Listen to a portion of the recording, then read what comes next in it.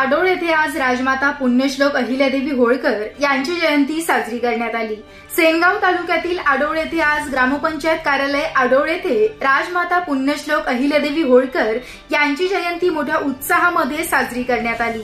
यावेळी उपस्थित सरपंच परमेश्वर पोले, नारायण दन्नर, तंटामुक्ती अध्यक्ष गोपाल पोले, माननीय चेअरमन योगेश पोले, बालासाहेब दन्नर, अंकुश पोले, ग्रामपंचायत सदस्य उत्तमराव पोले, शिवसेना सर्कल प्रमुख शंकर दन्नर, सतीश पोले, अरविंद दन्नर, कृष्णा दन्नर, ओमकार पोले, प्रभाकर खिल्लारे, ग्रामपंचायत सेवक प्रल्हाद हनवते, ग्रामपंचायत सदस्य गजानन पोले, वामन दन्नर यांसह गावातील नागरिक उपस्थित होते।